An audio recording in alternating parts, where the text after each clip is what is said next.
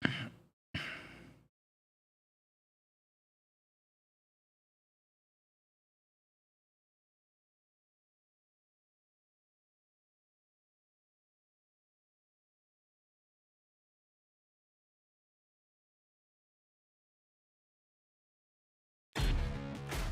radical, fundamental principles of freedom, rational self-interest, and individual rights.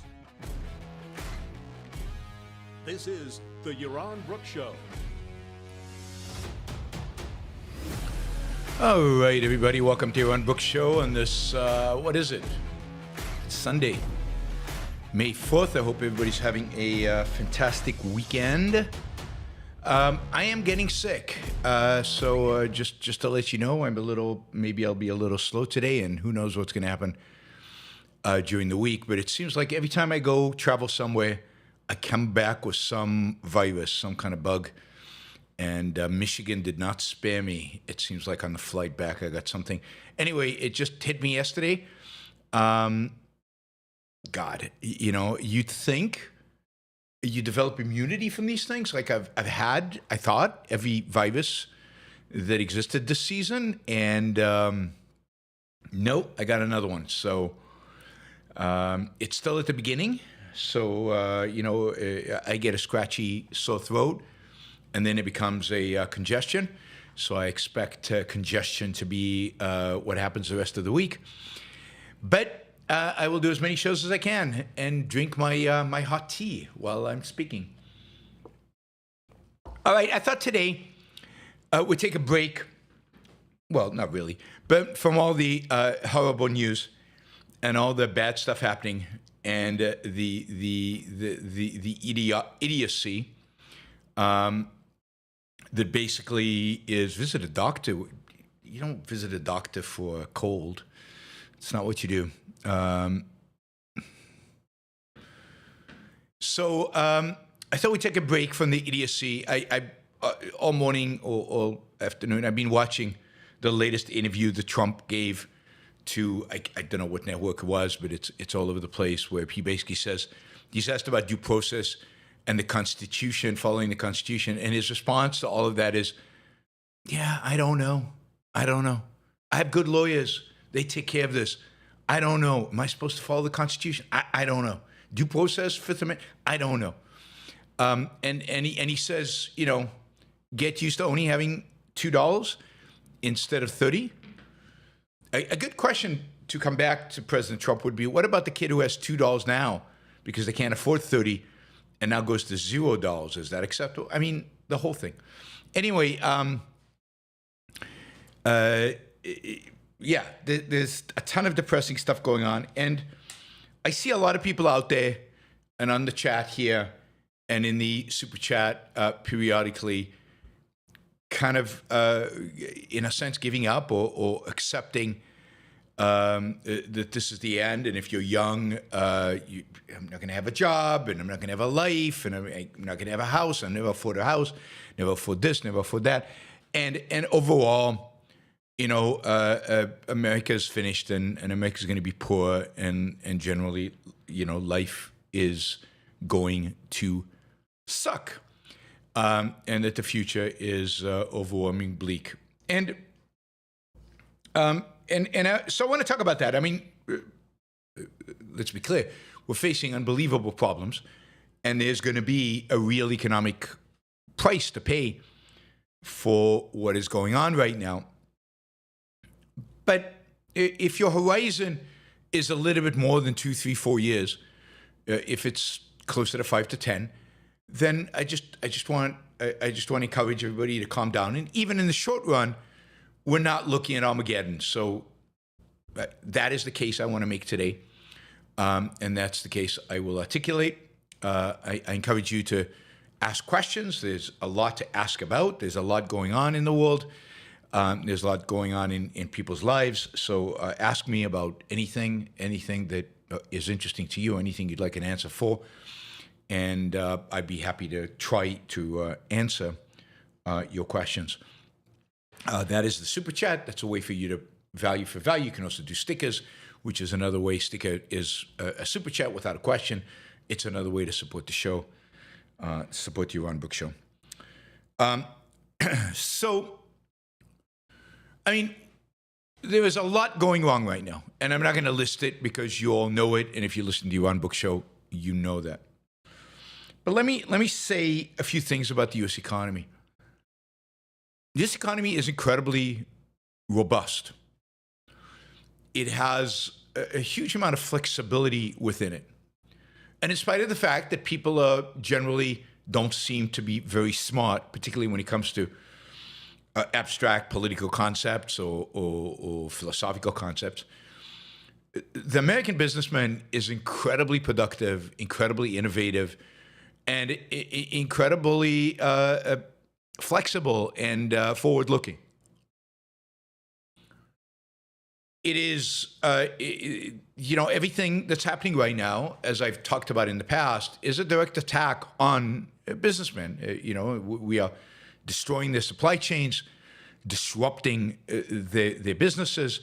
We're forcing them to work much longer hours, I guess all in the name of bringing back a 50s economy, much longer hours, in order not to be more productive, in order not to increase economic output, in order not to enhance the economy or their companies, but just to survive. And that is going to happen. And if you run a small to medium size, or you are a senior executive in a large company, you are scrambling right now, and you're working much longer hours than we would like, and all for a goal of just getting around the regulations and controls that the government is imposing on you, because that's what these tariffs are. They're regulations and controls, they're taxes, but they have the impact of regulations and controls. That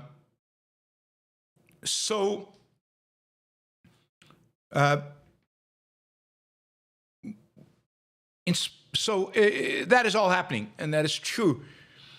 But I have a huge amount of respect for those businessmen, and I actually think that they will find solutions.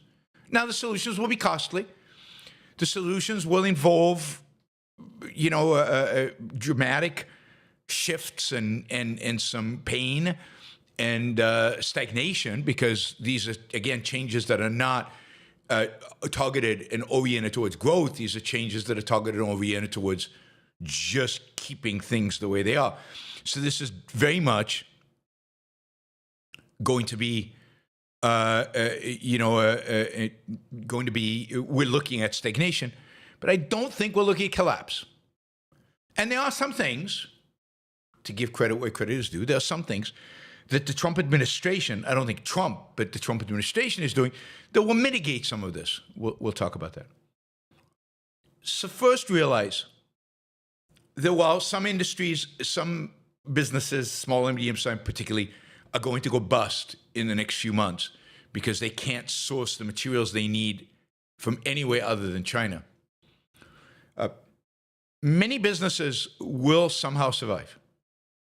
They will survive by shifting their supply chains, by finding new sources, by paying more, but they will survive. Some products that we're used to buying easily and cheaply will disappear. But most of what we need, most of what we're used to, will continue to be available, if at higher prices. And what we're going to experience is a restructuring of the American economy to some extent, particularly in certain industries, in a direction of less efficiency, less productivity. Less efficiency, less productivity. Now, most of the economic growth that we get today, most of the real productivity gains, most of the progress that we see, comes from, broadly speaking, the tech sector. That sector has gotten a pass from Trump on many of the tariffs. So a lot of the electronics the tech sector needs in order to continue to build its products have been free of tariffs, or are tariffs at a much lower rate. And therefore, many of those jobs will be saved. And the rest of the economy will have to adjust. We'll have to, again, reconfigure the supply chains. We're going to see massive increases in importation from Vietnam, from South America, from other countries. Prices will go up. The 10% tariff, at least for now, cannot be avoided. But supply chains will readjust to the fact that we will not be buying stuff from China. In addition, you will see, stuff coming in kind of illegally.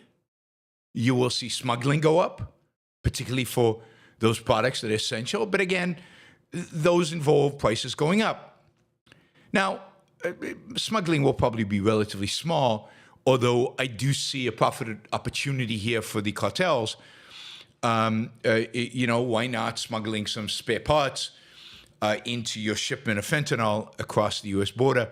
You've got the smuggling routes already figured out for the drugs and for so-called illegal immigrants, so why not add some Chinese products on top of that? But, that's not going to be a major factor. But here's what I do expect will happen. I do expect Trump to change his mind. I do expect as we enter, or the threat of recession gets more significant, if the stock market has another tumble. Remember, it had that big tumble after Liberation Day. It's recovered most of that. Most of that has been recovered. Most of that has come back. Because the market expects Trump to change. The market expects Trump to cut some kind of deal that lowers tariffs on China. They expect him to cut some kind of deal with other countries, so at worst the 10% stays. And the market doesn't believe the Lutnicks of the world and the Navarros of the world that there's a lot more still to come. The market seems to think that this is about it, and from now on, it's only going to get better because Trump has learned his lesson. They have taught it. Maybe they're right. Maybe he is going to learn his lesson. I think he's going to get a lot of backlash from this fewer dolls. Today he said kids will have, like, instead of 250 pencils, 5 pencils or something. So it's not just dolls, it's also pencils. And maybe those little cars for boys. No, I shouldn't be sexist here. But so I think Trump is going to reduce tariffs. I think he's going to pretend to cut deals. I wouldn't be surprised if in the next month we have frameworks for future deals that are kind of empty of content, but at least give the market confidence that tariffs are not going up by more than 10%. And America will adjust. It is not about to fall off a cliff. Trump could push it off a cliff, but I don't think he wants to. I don't think, as some think, he's a nihilist. I mean, there's elements of nihilism in it. He likes to see everybody groveling before him. He likes to see everybody frantic, but he doesn't like to see everybody angry with him. He doesn't like that, particularly not CEOs of big companies. So I think he will adjust. And he'll still do damage. An economy will grow a lot less than it could have, and a lot of wealth will be destroyed, but we won't fall off a cliff. Now, if you add to that the fact, and this is where the Trump administration is indeed doing good things. This story I read today or yesterday, that the EPA, the Environmental Protection Agency, is basically shuttering whole departments. It's asking Congress for a lot less money. It's backing off dramatically from regulating U.S. business and U.S.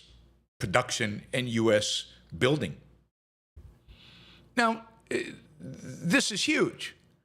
Now, while a lot of businessmen's energy and focus and effort is going to have to go to getting around the tariffs or finding substitutes to China,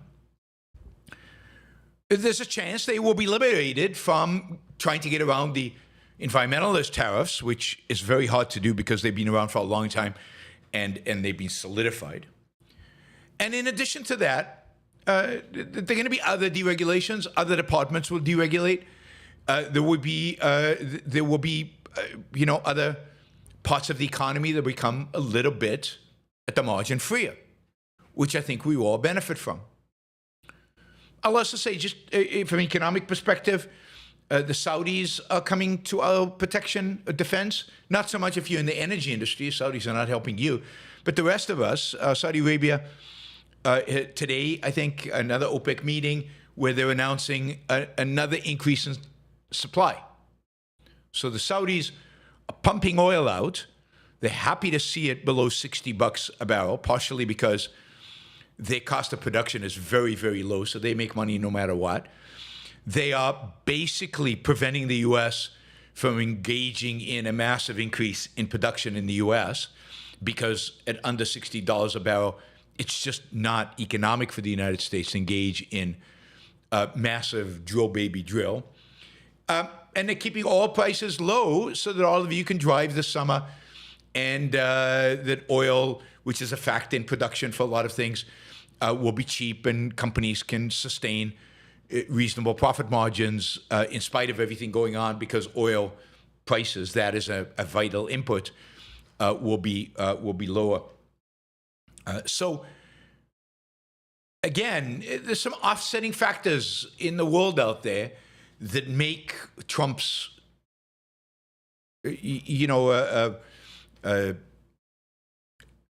irrational economic decisions less impactful and less destructive than they otherwise would be. I wouldn't drive to Canada if I were you. Yeah, don't drive to Canada. First of all, the Canadians don't want you, and they won't be nice to you. Canadians are typically nice. They're not going to be nice to you if you come from the U.S. And second, it's spending time in enemy territory. I'm not sure they'd allow you back in. You might be accused of treason or something. I'm kidding. So we've, there is, it's not all bad news out there. I'll add to that there are now at least 5 or maybe 6. And next week, we're going to be interviewing Larry Salzman, who is a party to one of these lawsuits, at least 5 or 6 lawsuits with regard to the tariffs. So there are a lot of organizations, a lot of entities that believe that they have a good case to put in front of the Supreme Court to basically void the basis on which Trump declared these tariffs. And that would basically void the tariffs. And he would have to either go to Congress or be much more selective in his tariffs in order to make the case that there's a national security issue. He can't just use this law that he's using that doesn't mention tariffs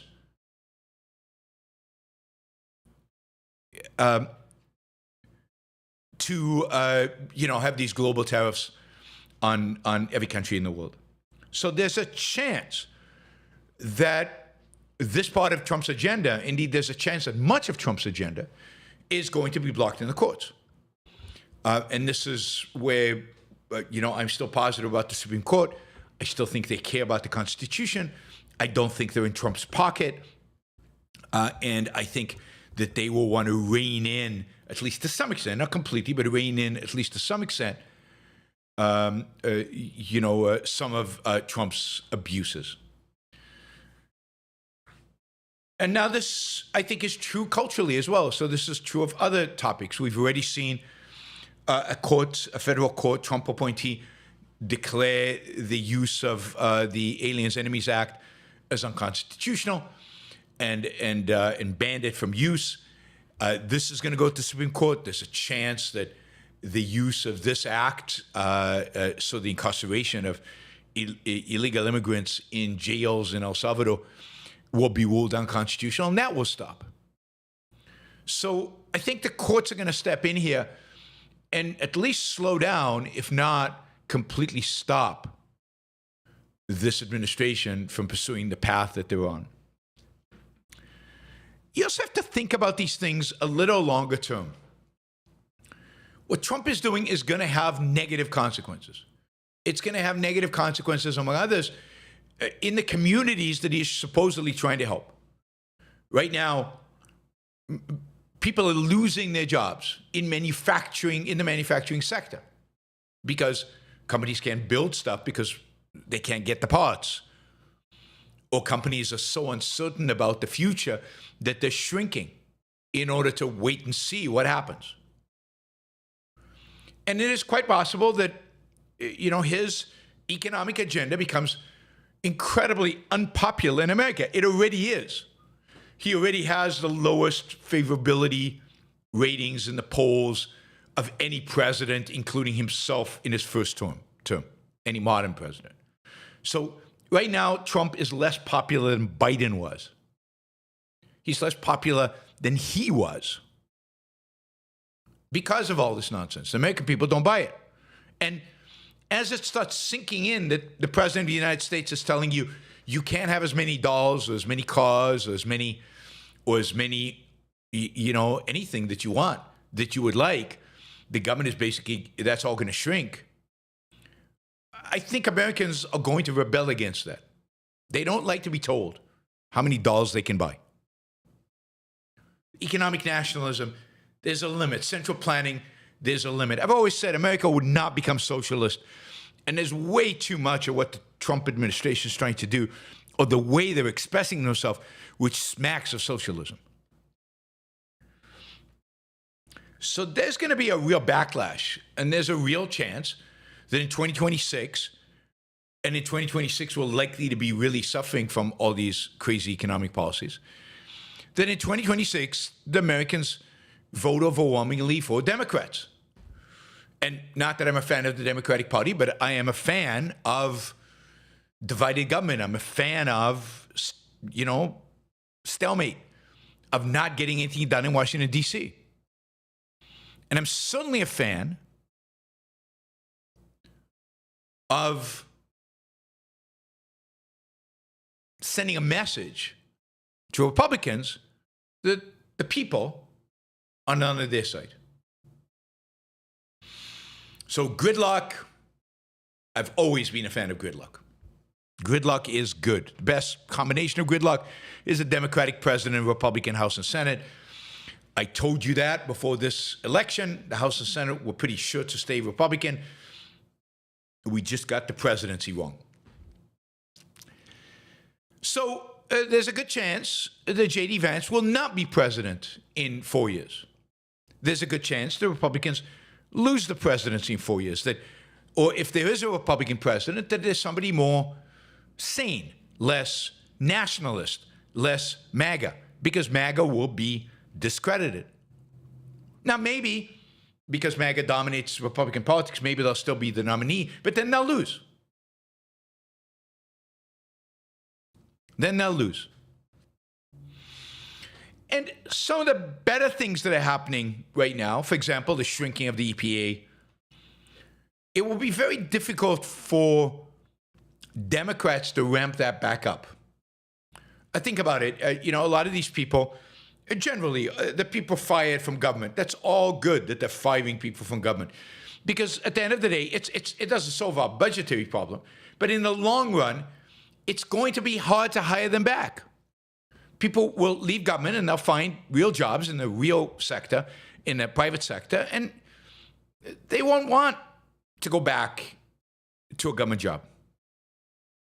So there really is a chance. There really is a chance that, the shrinkage that is happening haphazardly today will actually be rationalized and actually in the long run represent a shrinkage in the number of employees in the government. And yes, some of that is bad in the sense that some of the stuff that the government is going to do anyway, it's going to do less effectively.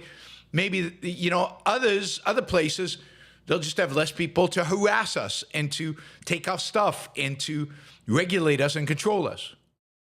And yes, it does look like the EPA is indeed shrinking. Now, we'll see what happens in the budget when the budget process ends. But it does seem like the EPA is going to Congress and kind of asking for shrinkage, and in the meantime, firing people so that Congress faces, in a sense, some kind of fait accompli. From an economic and political perspective, I don't think all is lost. We are doomed. We're going into a spiral, and we're going to lose all our savings, and we're going to face we're not going into Great Depression. Part of the reason we're not going into Great Depression is that, the Great Depression was to a large extent caused by a Federal Reserve that didn't know what it was doing, a Federal Reserve that was young, that had no experience, didn't know what was happening. Now, I think generally the Federal Reserve doesn't know what it's doing, but there's a scope, right? The Federal Reserve is unlikely to make the kind of mistake that leads to a Great Depression.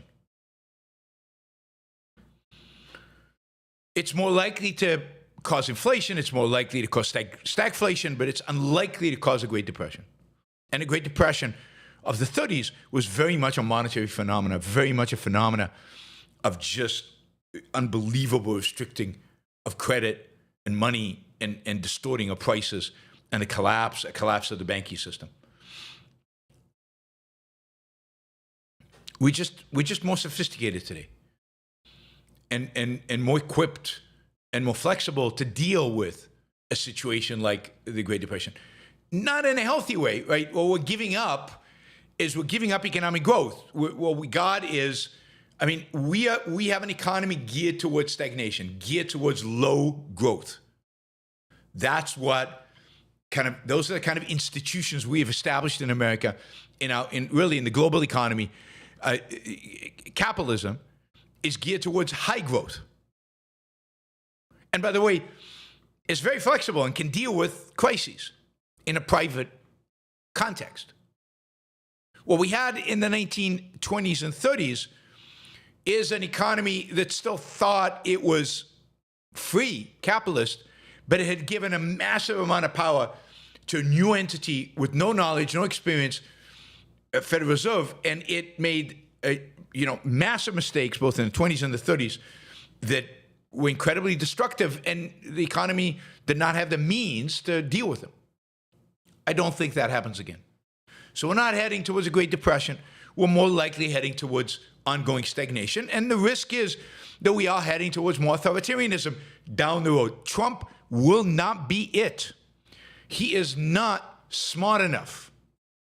He is not ideological enough. Trump has no ideology. He hates trade. That's about it. That's the only thing. And he hates immigrants. I don't even know he hates immigrants, because half the time, I think he's appeasing pressure groups. The anti-immigration pressure group is very, very strong in the Republican Party, in America generally. He's appeasing them. The only thing I think he really believes in is he hates, what do you call it? He hates imports. He hates trade deficits. That's the only thing has been consistent about hating. Does he care about regulation? No. That's why deregulation is happening, not because of Trump. Trump's not pushing it. Trump's not encouraging it. He doesn't talk about it in interviews. He doesn't give speeches about it.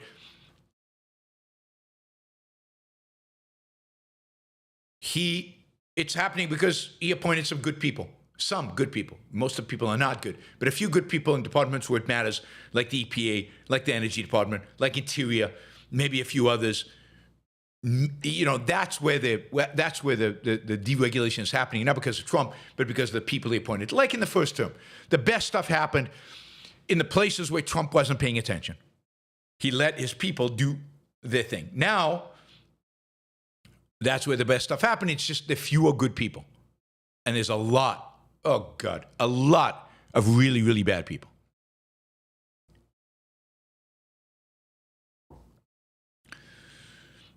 So I think in economic front, the auto industry, they're going to figure this out. They have the resources. They've got the brain power. They're going to find ways to figure out how not to collapse. And if they can't completely figure it out, they will go lobby Trump, and he will give them some favor. He will give them a loophole. I think the real danger here is for the medium and small businesses who will try to figure it out, will scramble, will try to innovate, but for many of them, they just won't find it. I do not, let's just be clear, just in case there's any misunderstanding, I do not support the Federal Reserve. I think it should be abolished. and it should be replaced by private banking, not by the Treasury, but by real private banking. What I said was, in the Federal Reserve in the 1920s and 30s was much worse than the Federal Reserve is today. It just has more experience. It's still bad. It still should be shut down. It still be eliminated. Everybody there should be fired.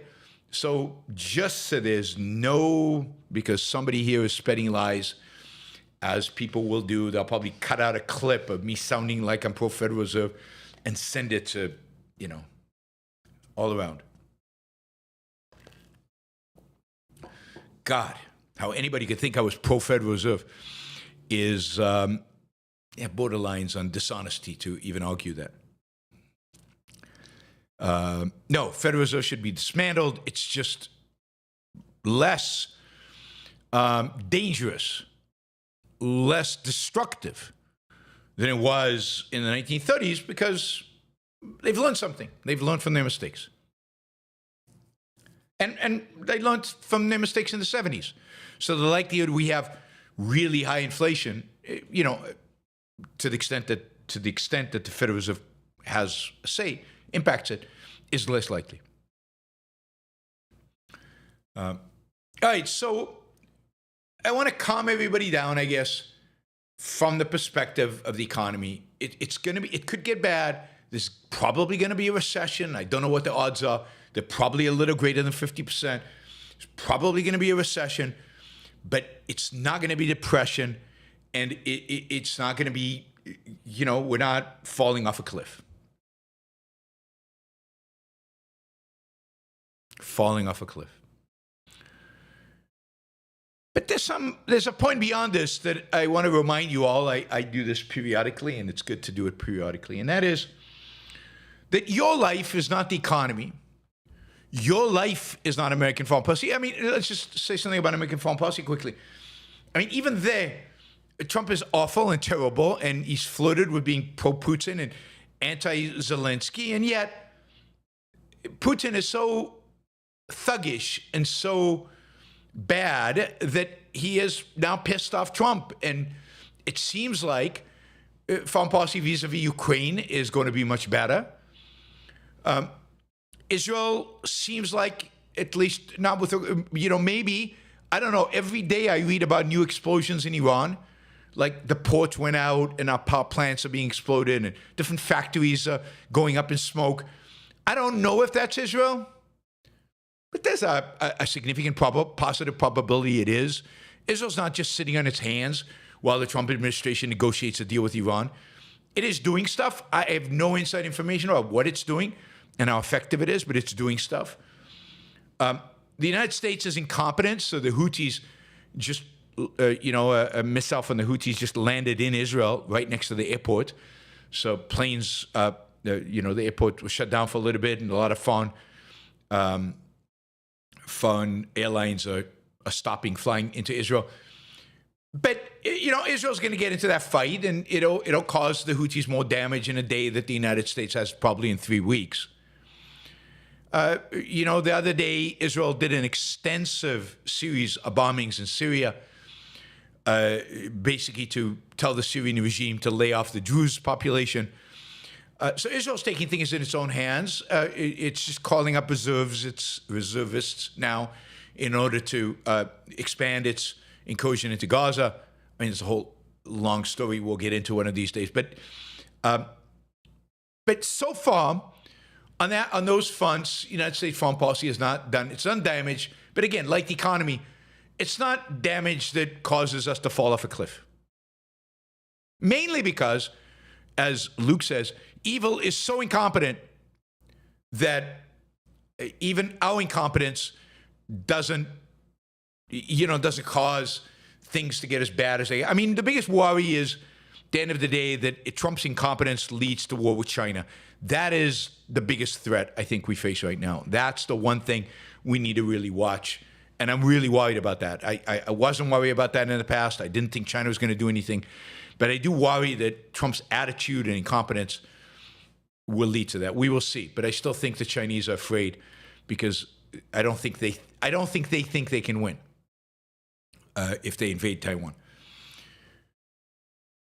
So even in foreign policy, while things are bad, we'll survive. We will survive. The Ukrainians will survive. I mean, it could shift. I mean, Trump tomorrow could again become Putin's best friend.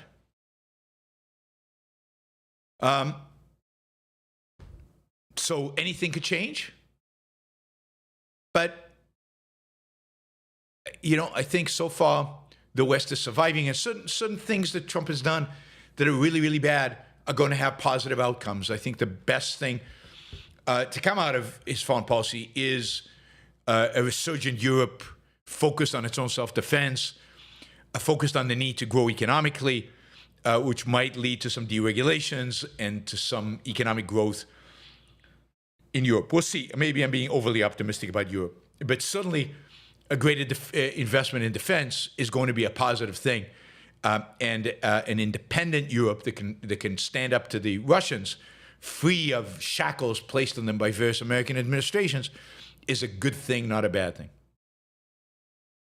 So there's another positive that might come from all of this. Trying to think anything else we want to cover. Yeah, I mean, this is where I'm going to pivot away from Trump to remind you that only a portion of your life is dictated by the politics in Washington, D.C. Yes, a recession could really hurt you. And you should be thinking about it. And you should be planning for it.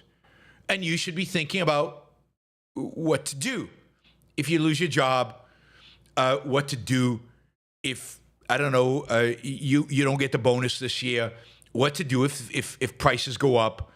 You should be thinking about your budget, how much you spend, maybe thinking about curtailing it a little bit.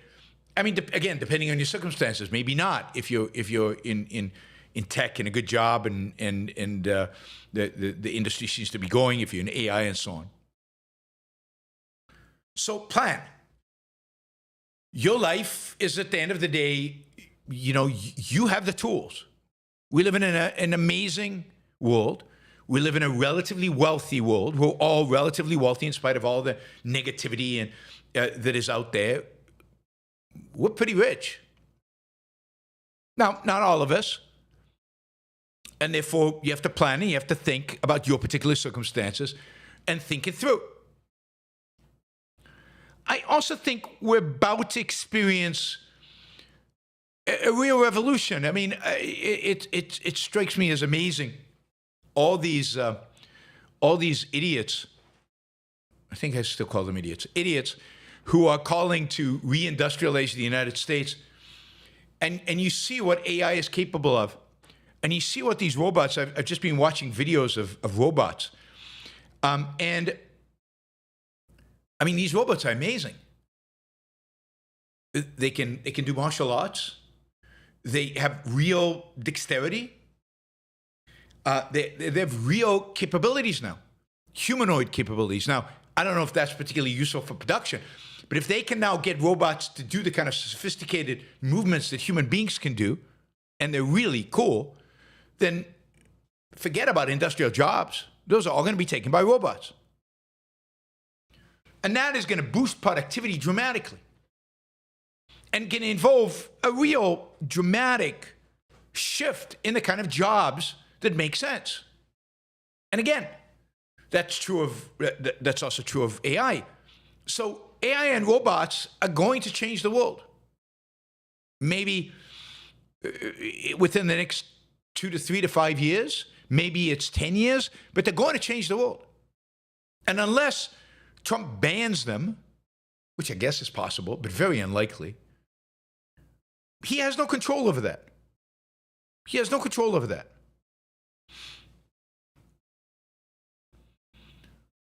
So, the focus should be, given that that's going to happen, how do you take advantage of it?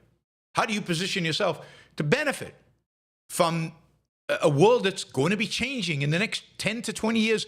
The world will change in big, dramatic ways.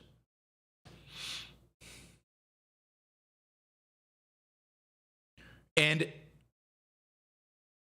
obsessing about doom and gloom will not help you make that adjustment, will not help you reorient towards where the opportunities are. And again, a lot of people's jobs are going to be destroyed. A lot of people's lives are going to be destroyed. There's a lot of bad that's going to happen. That doesn't have to be you. The more prepared you are, the more thoughtful you are, the more you plan and think and consider,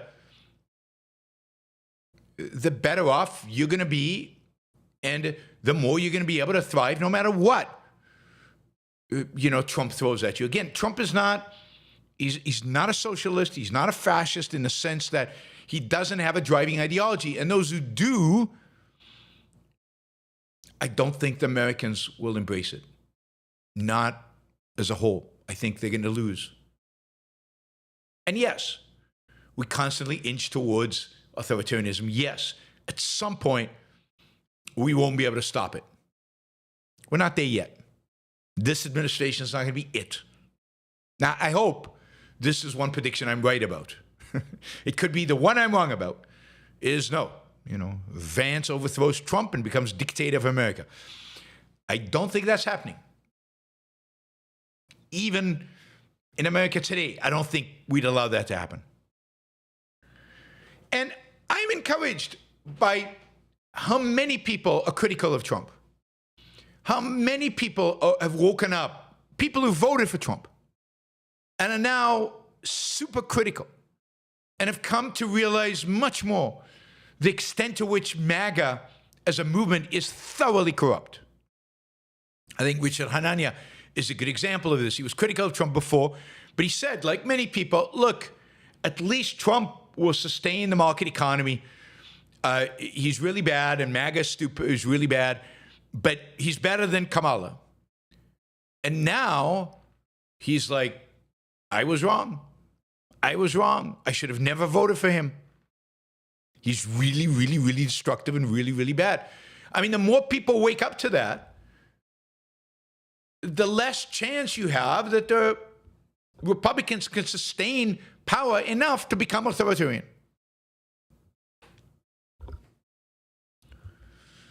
So that is my positive outlook.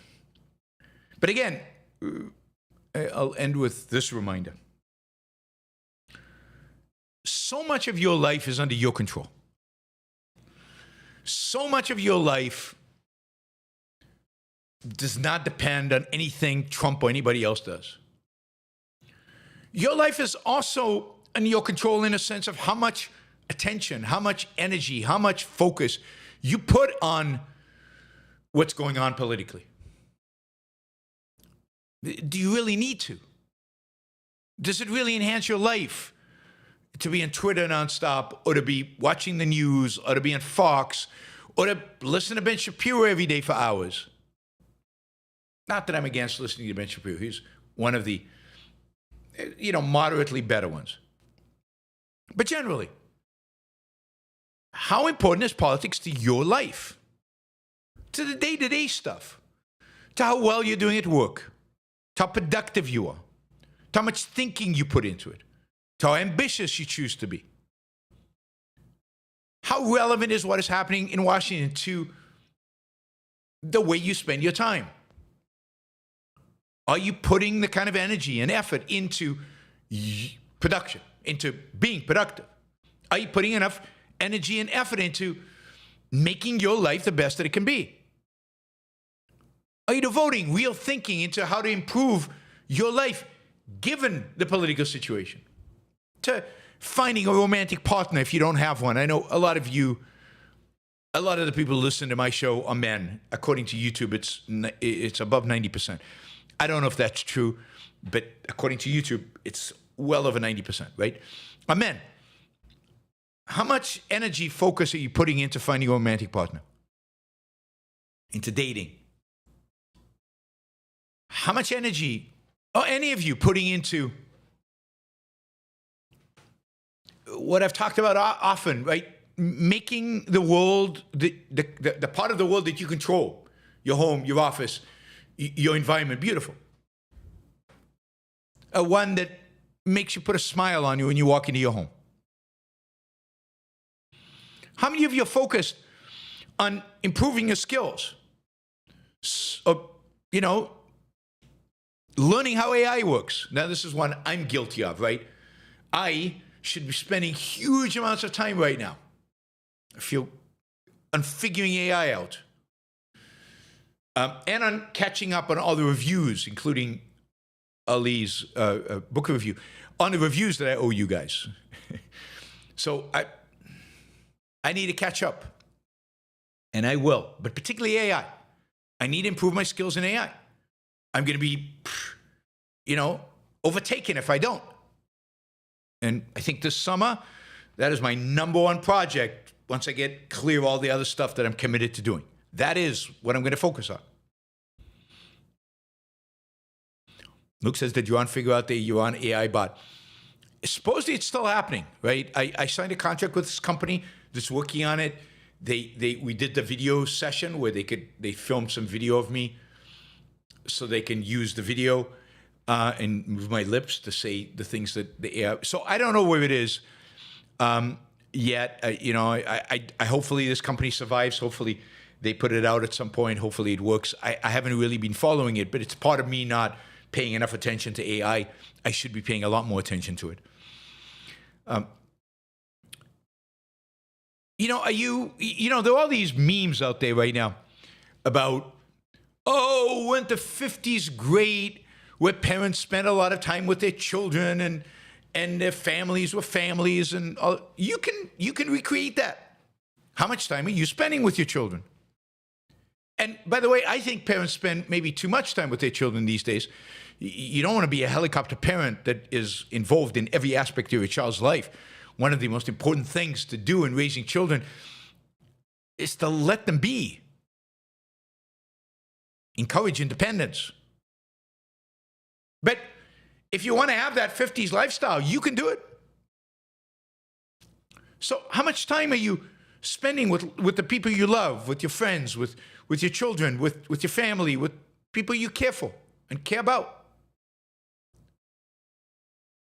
How much energy, focus, thinking, time are you spending on making your life the best life that it can be, in other words? Rather than worrying and obsessing about the latest thing in the news, about the latest phenomena. I told you, listen to Yaron Brook show for highlights of the news. Get depressed for an hour and a half, 2 hours, 3 hours, but feed off of my energy and drop it as soon as the show is over.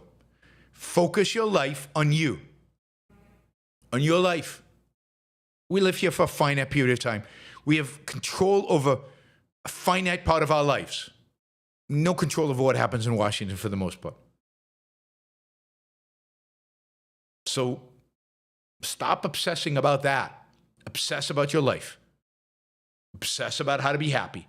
Obsess about the things that are in your control, your job, your family, your environment, place in which you live. That's where you should be devoting your energies to. So it's easy to be depressed right now. I'm tempted. But I'm too busy. There's too much to do. There are too many things to think about, to learn about, there's too much work to be done. There's too many improvements I still want to make in my own life to spend obsessed by the nonsense a moron like Donald Trump is engaged in. I guess today's not a news show, so I can call him a moron.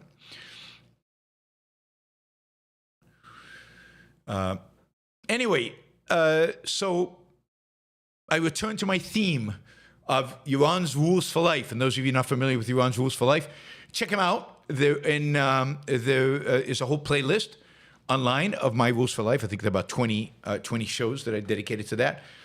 And that is live your life. And uncertainty, yes, there's a lot of uncertainty out there. Okay, deal with it. Uncertainty should not cause you to crumble. Uncertainty is part of living. And again, figure out what you can control. Figure out what you can do. even if you're in business right now and you don't know what it's going to be like, well, what can I control? How can I diversify my supply chains from China? How can I find new suppliers? How can I shift my production so I get affected less by the craziness in Washington, D.C.? It's hard work.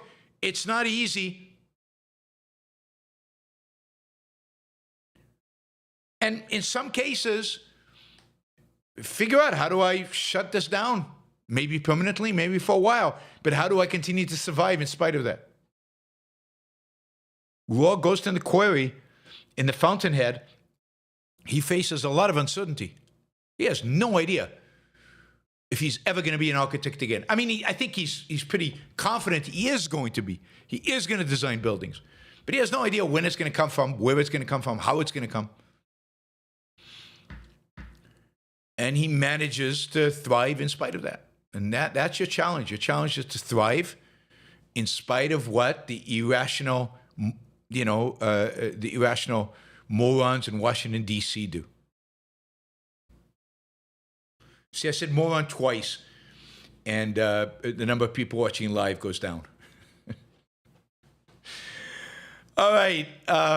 I don't think that's correlated. I think I got into the stuff about making your life, making your environment beautiful and living your life for yourself, focusing on that, and it's too positive for people. Way too positive for people. Rock knew he would win. You should too. You should too. And again, you will win. Doesn't mean America wins. Doesn't mean the economy wins. Doesn't mean, I don't know, whatever wins. It means you win. And most of what your life is under your control. Again, we're not throwing people in jail for being objectivists. We're not throwing people in jail for having the wrong ideas yet. You can still express yourself. You can still, do what you want. You can still change professions. I mean, if you heard Ludwig today, he was saying, well, we need American manufacturing jobs where the father and the son and the grandson all work in the same job for life and for the same company for life. He wants to bring feudalism and the guild system back. We don't have it back yet. We're not living under that yet. Ludwig can fantasize. Of course, he doesn't want that for his children. He doesn't want that for himself. He has never been in a manufacturing facility in his life, probably. But let these idiots blather on and make the most of what you have. And yes, there's uncertainty. You take that into account and you keep living. And you keep, that's what we have a rational faculty for. The rational faculty is there to make it possible also to deal with uncertainty. Now, again, I'm not saying it's not hard. I'm not saying it's not challenging. I'm not saying there won't be negatives that happen. I'm not saying you won't have setbacks. You will. And you will have a lot of setbacks that are unjust. Unjust. The bastards somewhere else are going to inflict on you. Don't let that get you down. Because life is too short to be down. Get yourself back on your knees. The injustice has happened. It sucks. It's horrible. And yet, you need to still live. And you need to be able to achieve whatever happiness you can. Focus everything on the positive. Focus everything on that.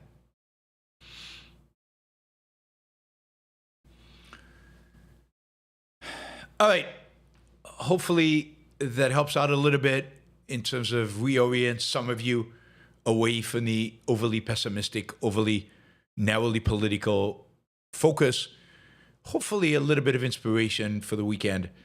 A good Sunday sermon is always good. Life's too short, guys. Way too short. Way, way, way, way too short. All right, let's see. What do we have? I want to remind you a few things.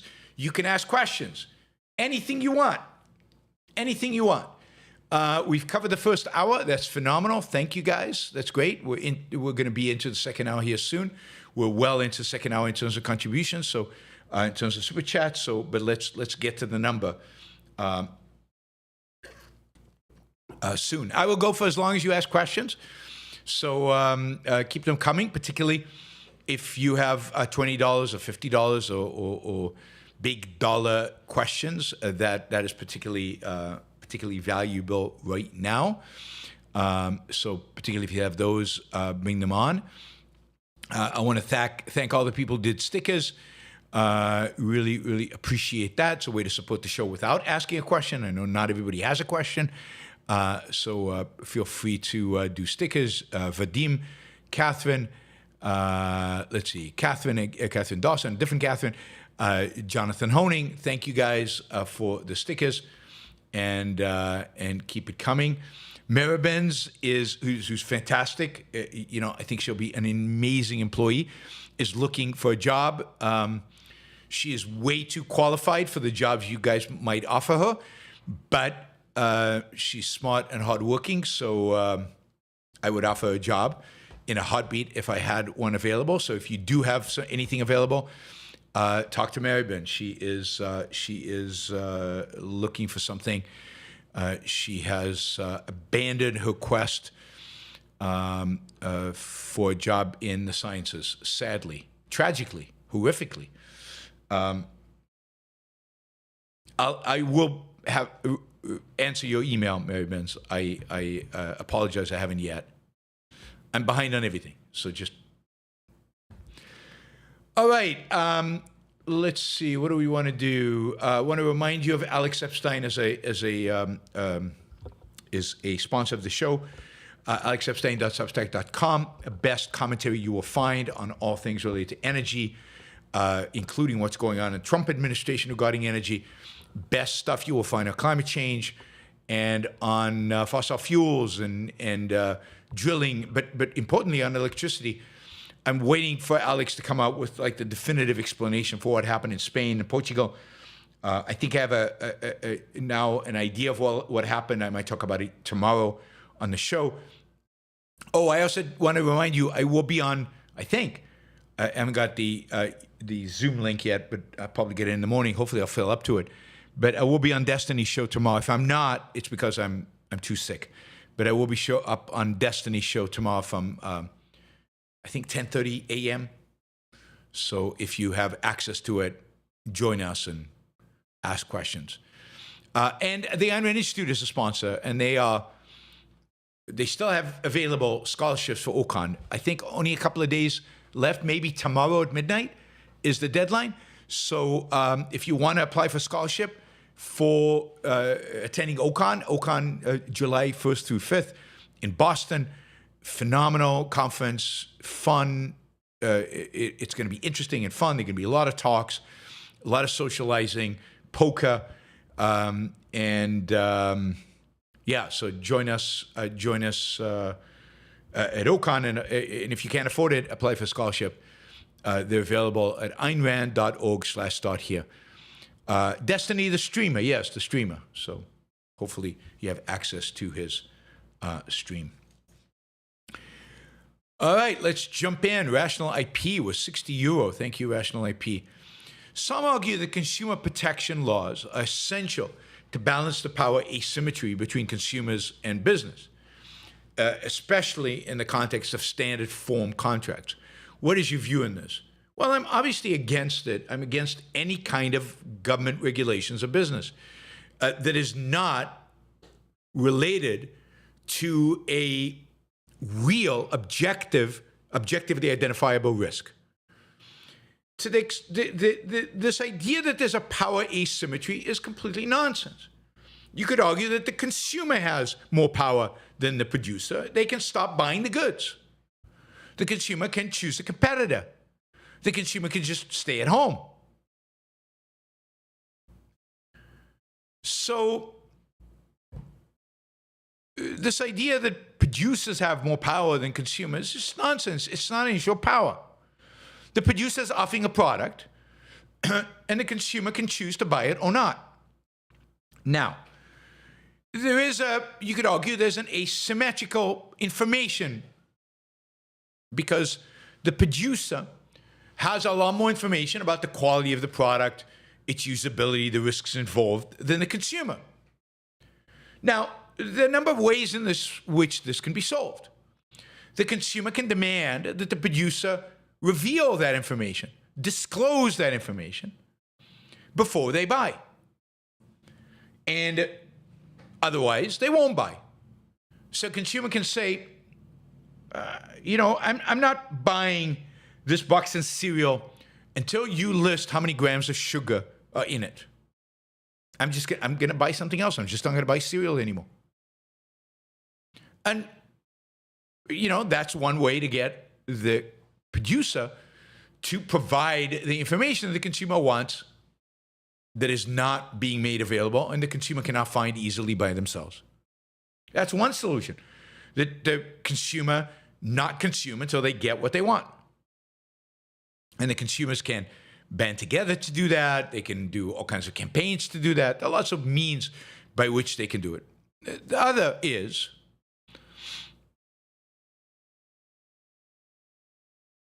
that third parties enter the field. Third parties whose whole profit business model is to provide information. Think Consumer Reports on steroids. You're worried about the toy not being safe. Well, don't buy the toy unless it has a Consumer Report seal of approval on it. Just don't buy things that don't have that seal of approval. Or you can go to a website and find out exactly how much sugar that cereal has, even if they don't list it. So, no, there is no need for consumer protection laws. Indeed, what I think consumer protection laws do is they turn consumers lazy. That is, they disincentivize consumers from actually engaging in the kind of activity that is in their own self-interest. Because consumers assume that the consumer protection laws protect them. And therefore they don't engage in the kind of activity that would protect themselves.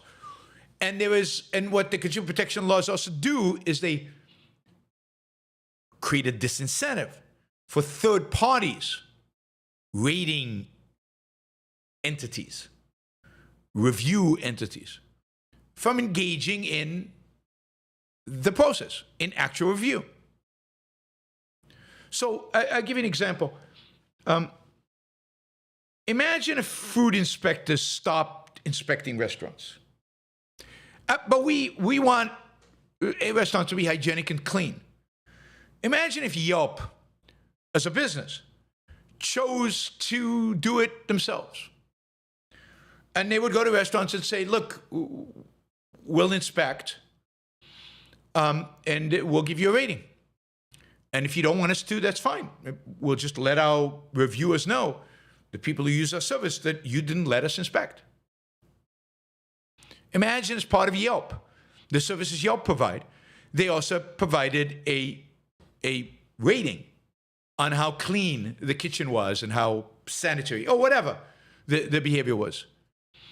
I think restaurants would pay a lot more attention to Yelp ratings than they would to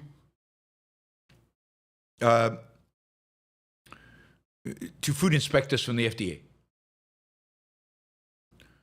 Imagine if just, Yelp, people who do Yelp reviews went into the kitchen and said, hey, I'm writing a review.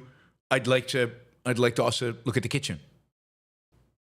There's so many ways in which proactively existing businesses and existing consumers can fill in whatever gaps exist to make it clear that we just don't need consumer protection laws and never have needed them. So no, I definitely don't think that. I think, if anything, consumer protection laws make it worse because they disincentivize both consumers to pay attention and alternatives, like private alternatives, which would be better than government alternatives, to arise. Thank you, Rational IP. Mike, thank you for the sticker. Really appreciate that. Okay, Molten Splendor has a $50 question. Thank you, Molten. I don't understand why Stossel, Alvarez, Javier Milei are considered bad by objective standards because they refer to themselves as libertarians. I don't hear them advocating anarchism, which is the biggest pushback on libertarianism, right? I don't think anybody considers Stossel, Alvarez, and Millet bad. I think we consider it the fact that they call themselves libertarians, and I don't think Alvarez does, because I think Alvarez understands this, that by calling themselves libertarians, they are in a sense, not in a sense, they're sanctioning and enabling the worst elements within the so-called libertarian movement. They are sanctioning and enabling the anarchists, even though they are not anarchists. So by not qualifying the use of the word libertarian and embracing the libertarian big tent, which doesn't just include the libertarians, but which is populated by many, many libertarians, and many of them in leadership, particularly intellectual leadership positions, they are linking liberty, freedom, free markets, capitalism with anarchy. So they need to be able to differentiate themselves from the anarchists, either by using a different term or by making it very, very clear that they are not anarchists. Now, Javier Milei is an anarchist. He claims he is. He advocates for it. That's the one, there are probably 2 or 3 things I really dislike about Milei. That's one of them. Stossel's not an anarchist, and Gloria Alvarez is not an anarchist, but I think Gloria is also very good at not self-identifying as a libertarian, because she realizes that when she does, she is sanctioning and embracing, consciously or not, embracing the anarchists. So she distances herself from it. And I think that's what they should all do. Stop using the word libertarian. Call yourself a free marketer. Call yourself a classical liberal. Right. Now, that doesn't mean, you shun people. It means you don't self-identify as the same as them. So, I've had at least one person on the show who's an anarchist. We didn't discuss that. But I don't consider myself in the same team as him, even though on the issues we discussed, we agree. We're not on the same team because of his anarchy. And indeed, I have debated him on anarchy, so my view is very, very clear. So thanks, Molten Splendor. Hopefully that gives you a sense of why. Why? All right. Andrew, Oncost states that Ezra Klein's new book evades the difference between voluntary action and government force. Do people generally feel shame over initiating force? Does that factor into their willingness to evade force? I think at some level people understand that force is bad. So they choose to present their views as not being forced. Now, again, I don't think Ezra Klein, and I don't think, let me rephrase that. I think a lot of people, while they know that force is bad, they also think it is essential for achieving what you'd call the common good. So they think that it's not good to force people to do what they don't want, but sometimes it's necessary because the alternative is worse. So we have to force them. If we didn't force them, they'd be poor. If we didn't force them, they'd commit suicide. If we didn't force them, they'd do horrible things. So we have to engage in force in order to make their lives better, or in order to make them,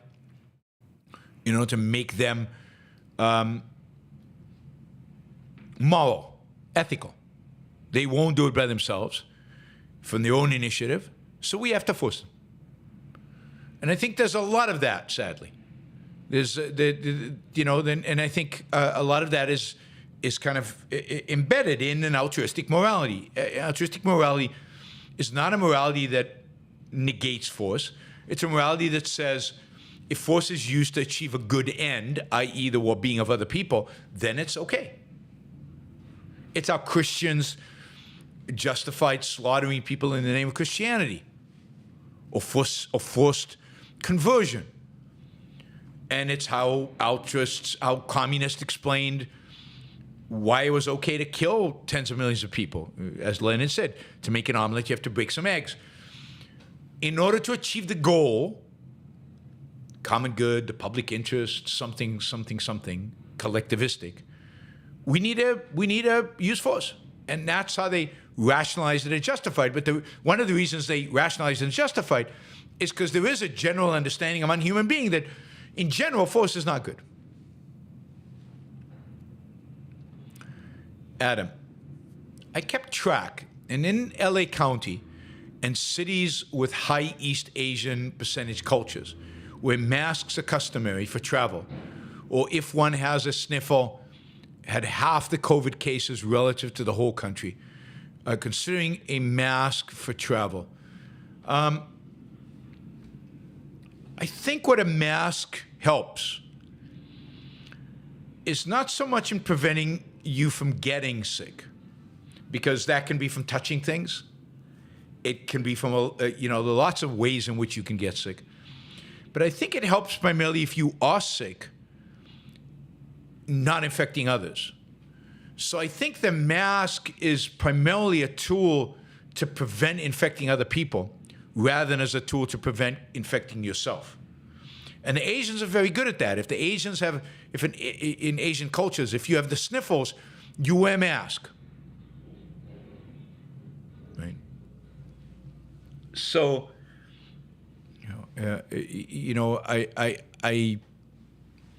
I don't know that wearing a mask will help. And there's a real inconvenience to it. So there's a question of, would I rather get sick once in a while? I mean, if masks really helped, if they completely stopped it, then yeah, it would be worth it. But some of what I tend to get is clearly not an airborne stuff. And I am skeptical about how useful a mask is, particularly if it's not a, N95 or whatever they're called. And then wearing them is a real hassle. It's a real hassle. But again, I think the courtesy of wearing one, if you feel bad, that would be something that would be well worth adopting.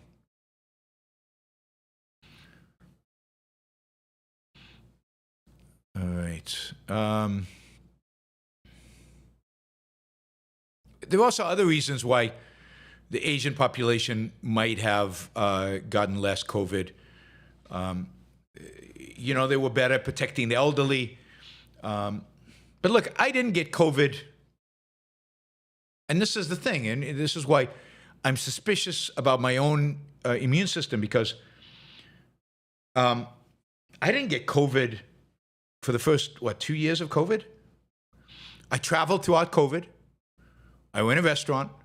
I didn't wear a mask much. I mean, I wore a mask where I had to wear a mask. Didn't wear a mask much. Again, I traveled. I flew.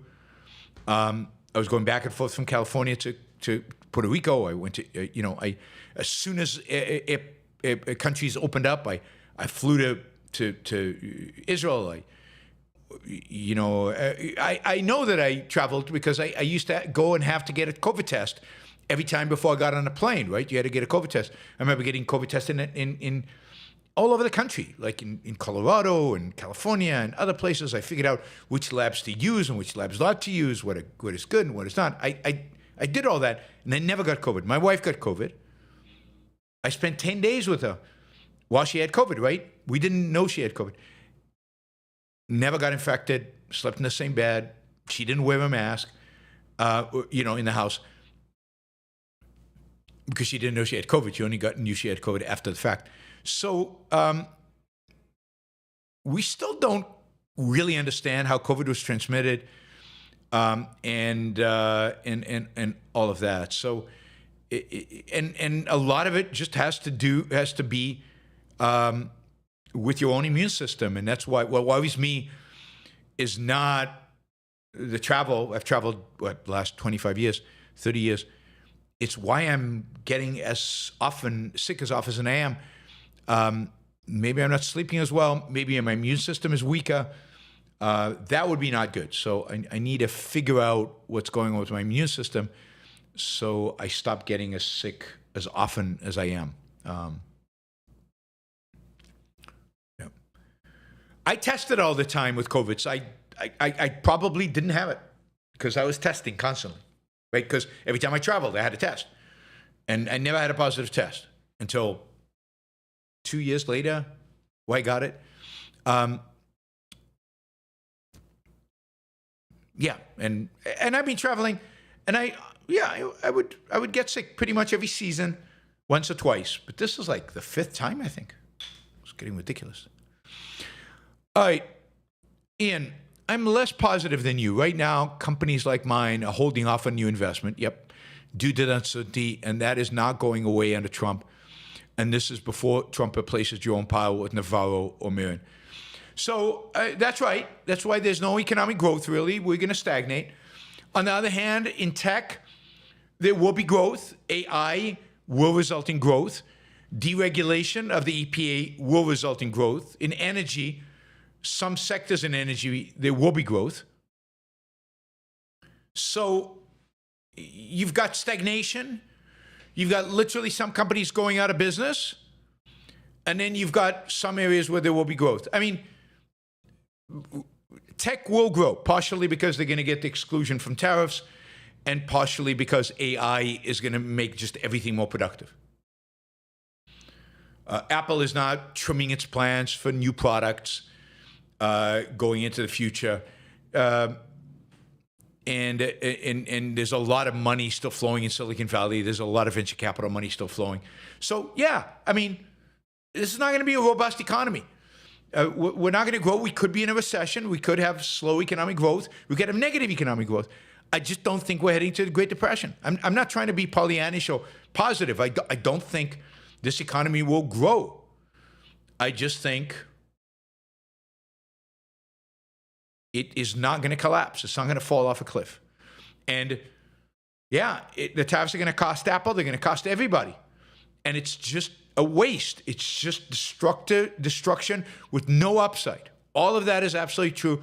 Get angry and then get over it because you got a life to live. Got a life to live. And a lot of people lose their jobs. And they're going to lose their jobs because of Trump. And then they're going to lose their jobs because of AI. And the people who lose their jobs because of AI won't be able to find new jobs because of Trump. All of that is true. All of that is going to happen. All of that sucks. Get angry and move on. Protect your own life. Figure out how to do the best that you can with what we have. Because Trump's not going away and the bad policies are for a while not going away. I think Trump is going to cave. He's got, things in that sense, it'll be better, but all right, thought criminal, will Trump cave into China wholesale? I think he will. He'll pretend he's won. He'll get some concessions from China. China will say, okay, we won't send fentanyl to Mexico anymore, we promise. And Trump will declare victory and do all kinds of other stuff.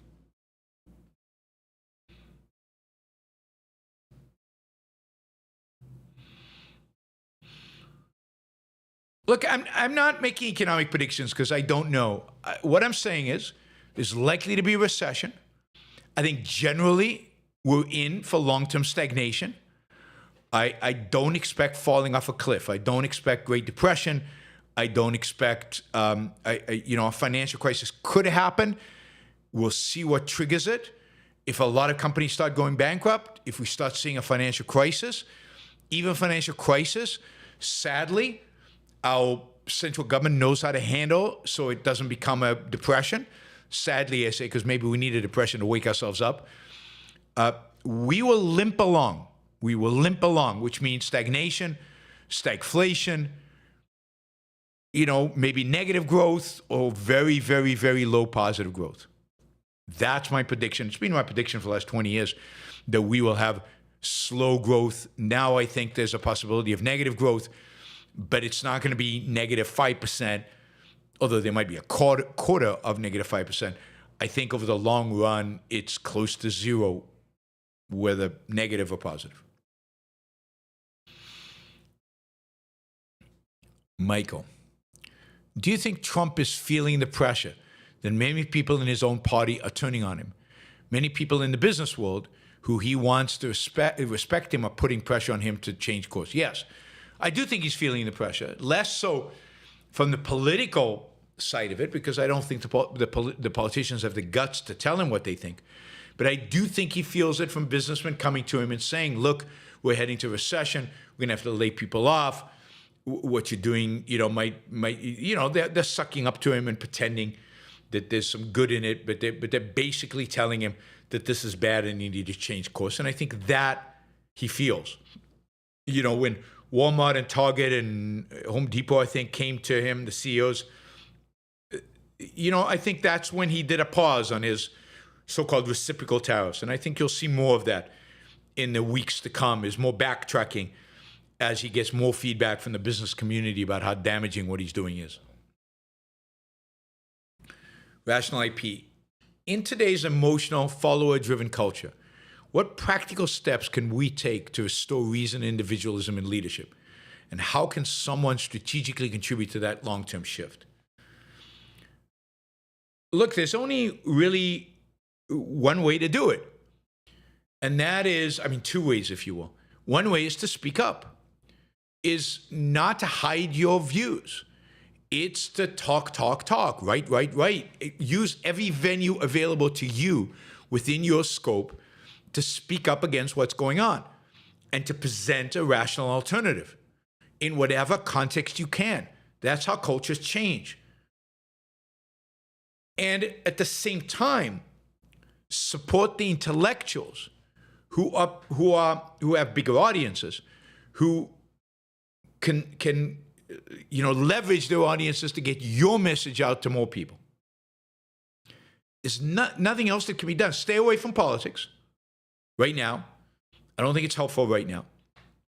But embrace speaking. Embrace better intellectuals. Embrace whoever you find online, and then use whatever means you have, social media, to amplify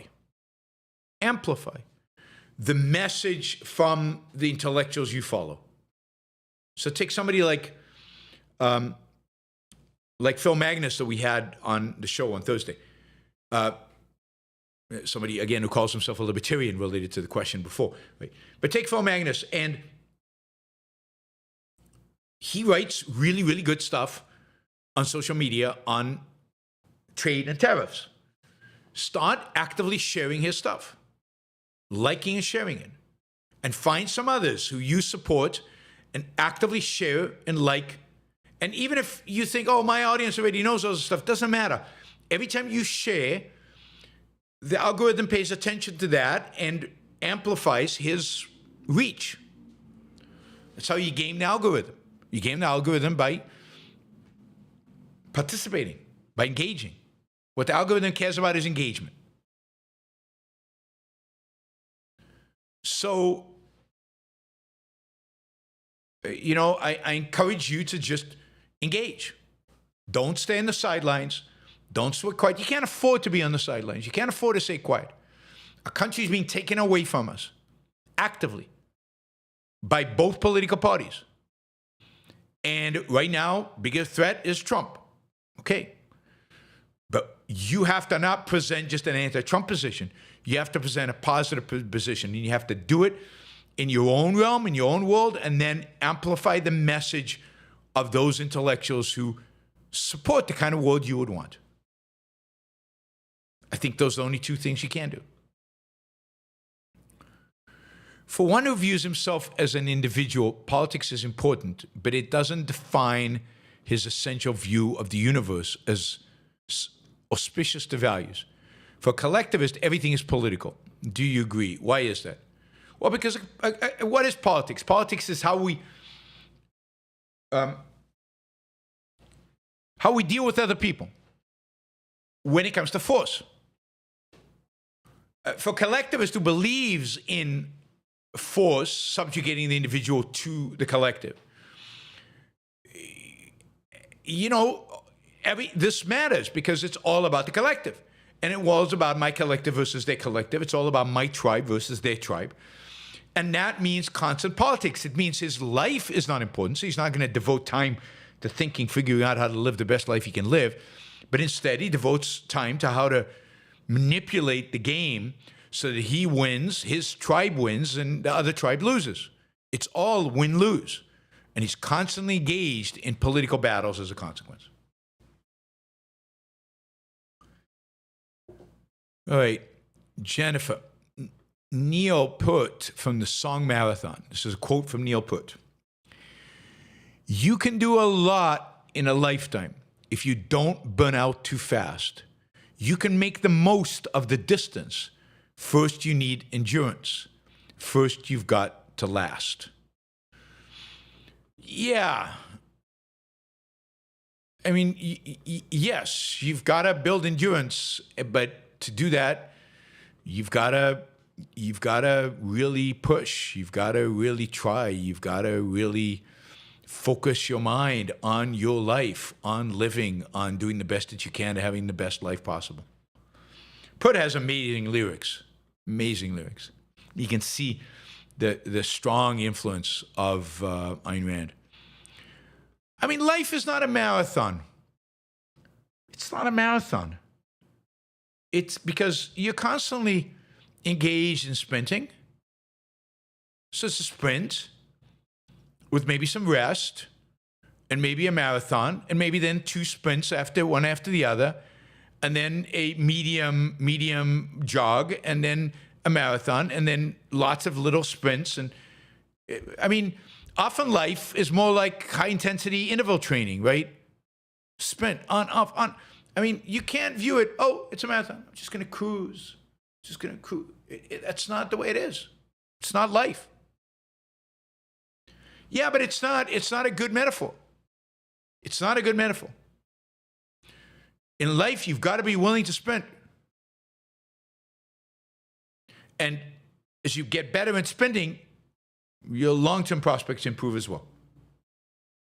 It requires continuous effort and effort at various levels of intensity depending on what's going on.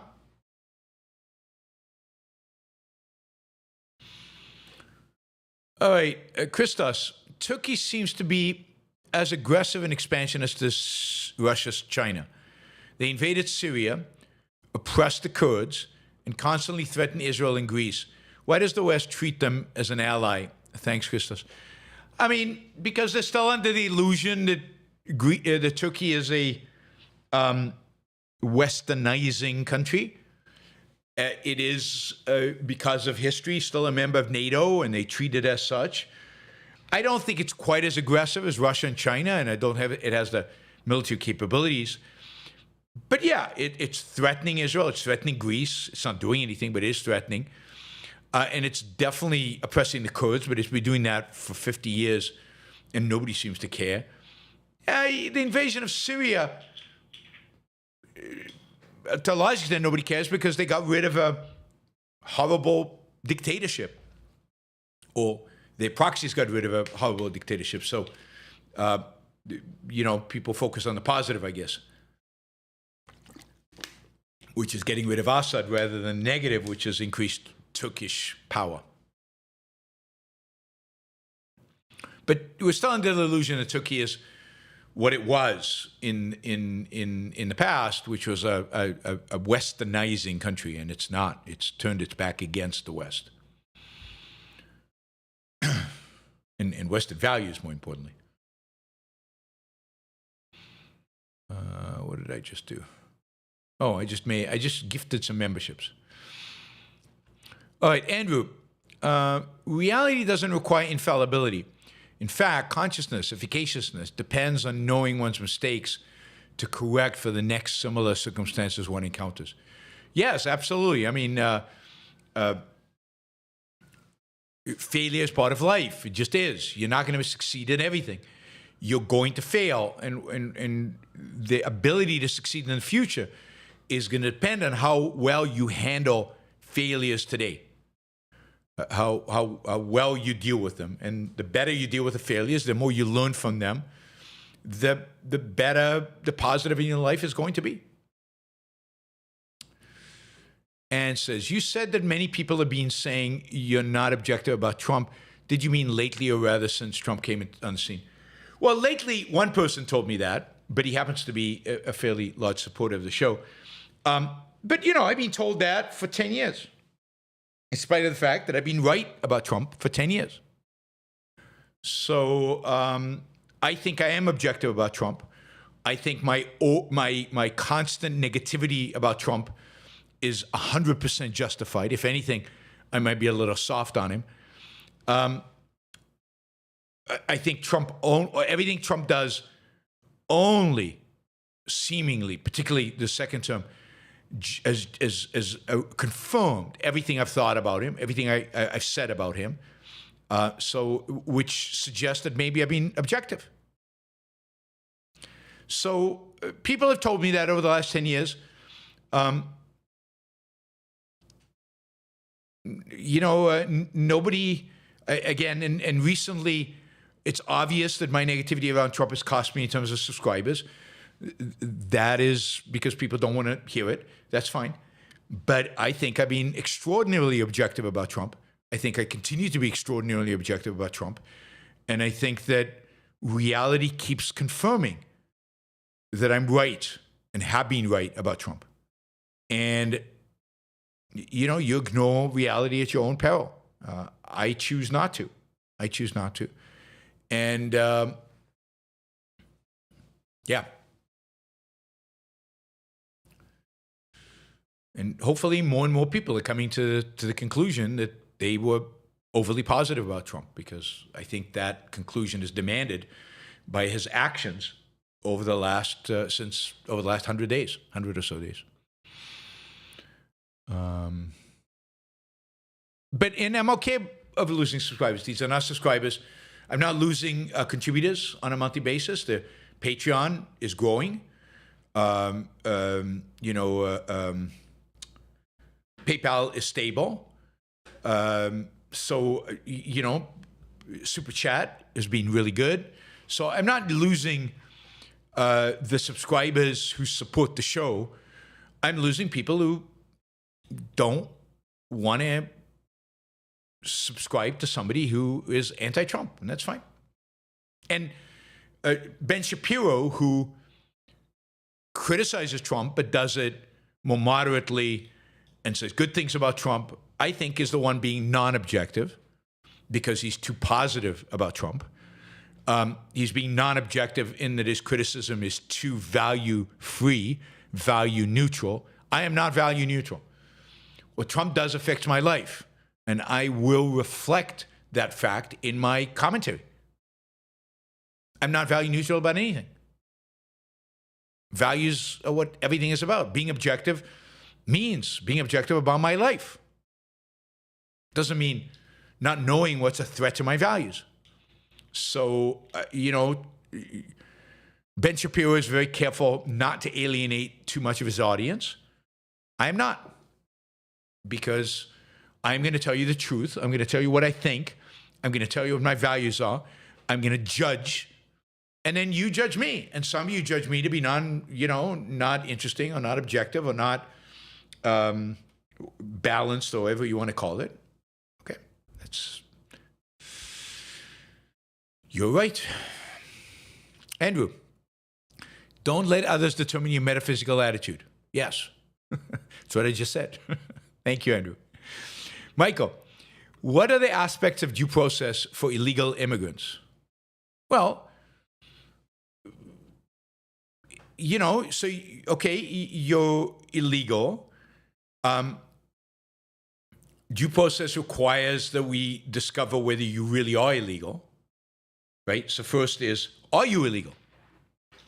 Right? Give you an opportunity to show that you're not, that you're illegal, that you got asylum papers, that you've applied for legal status and you're whatever. Our immigration system is complex enough that the distinction between illegal and legal is not that clear. And you need due process in order to discover that. Second, given that some of these illegal immigrants are being sent to prisons, not just deported, but sent to prisons, are you a criminal? If you're not a criminal, by what right does the government send you to a prison? Being an illegal immigrant means deportation, doesn't mean incarceration in an El Salvadorian jail. So you need due process to establish whether somebody's really a criminal and deserves to be incarcerated. So those are two aspects. I mean, it's not an accident because we don't have due process. People who are not illegal immigrants have been deported, and people who are not criminals have been sent to an El Salvadorian jail. Michael, it seems the best way to implement socialist policies is by running on a platform that you hate the left. It does, doesn't it? The best way to, impose socialist policies is by pretending you're not a socialist. But remember, the Nazi Party was the National Socialist Party. Everybody was a socialist. I mean, everybody on the right and the left was socialist in those days. And maybe everybody on the far right and the far left are still socialist. Lucinda started reading Starship Troopers. Any thoughts on Henline or science fiction in general? I mean, I'm a fan of Henline's. At least I was. Last time I read Henline, I was probably in my 30s. So I haven't read his books in a long time, but I really enjoyed them in my 20s and 30s. Starship Trooper is one where he's flirting with fascism. So you just have to be aware of that, and I think you'll see it. But it's still interesting, and it still causes you to think and think about what citizenship means, why people go to army, voting, the role of voting, who should vote. So there's a lot of things to think about and that's the virtue of Henline's books. It always causes you to think. Stranger in a Strange Land will cause you to think a lot about sex, relationships, how we treat the unknown. The Moon is Harsh Mistress is very political. There's a Randian character, one of the heroes is a Randian, influenced by Rand. I say Henline read Rand, there's no question.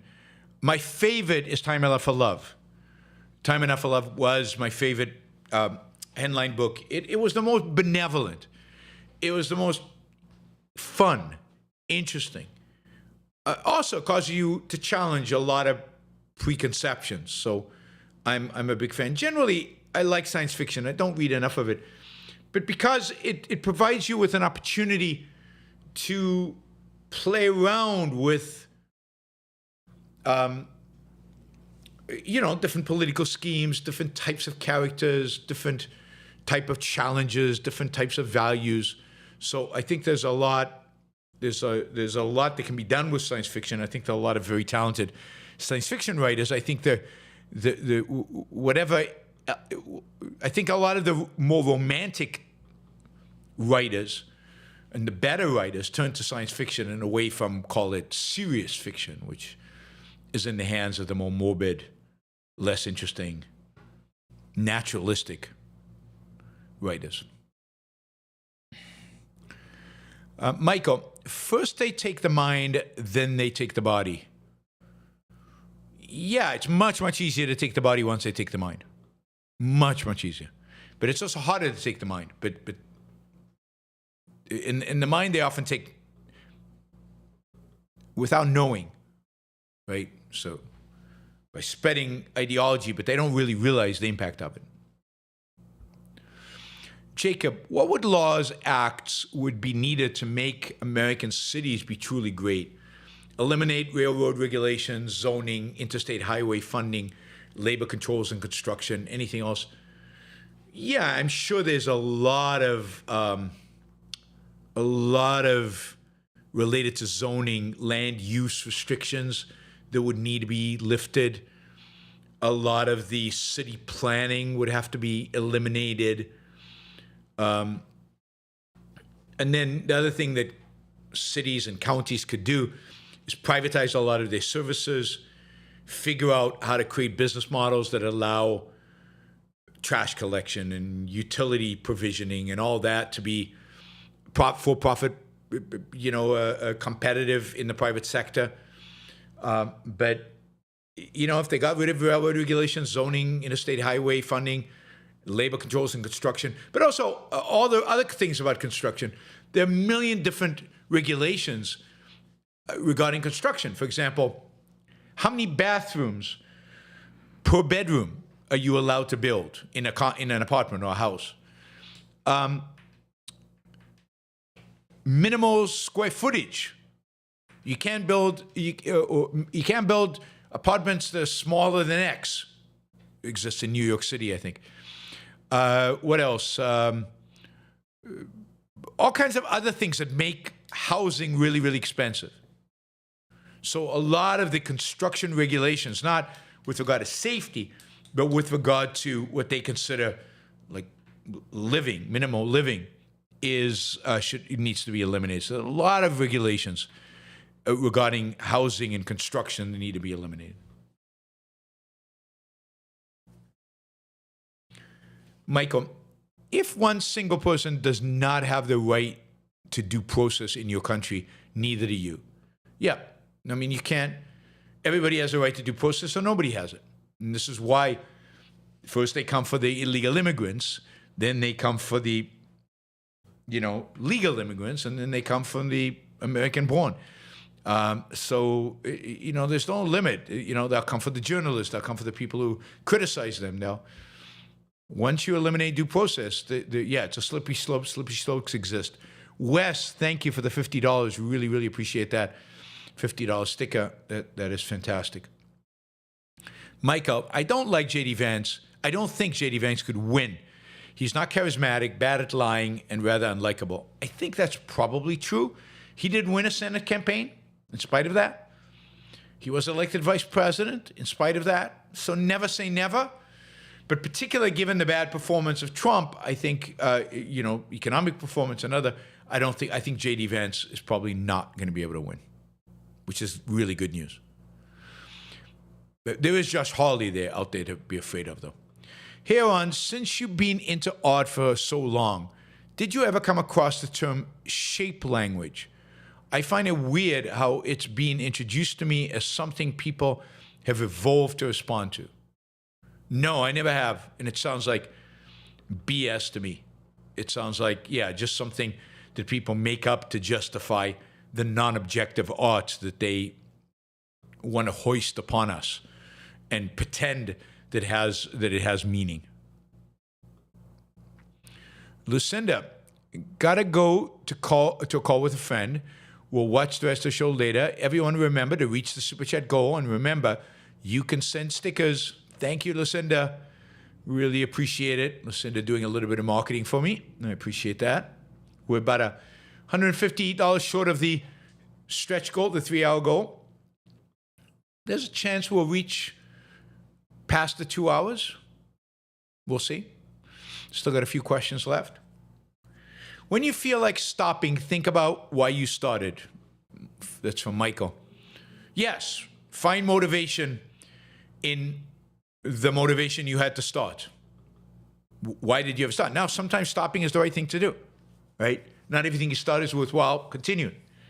But regain that motivation to really objectively assess whether you should stop or start. Michael, how do these tariffs affect Boom Airlines? It could be the case that the disruptive and transformative nature of Boom saves the stock market and boosts economic growth despite statism. Well, I don't think any one company can do that. I don't think Boom's market share even potentially is that big. I also think Boom's real productive contribution to the world is still 5 years away at least, probably a decade away in terms of real impact. So I wouldn't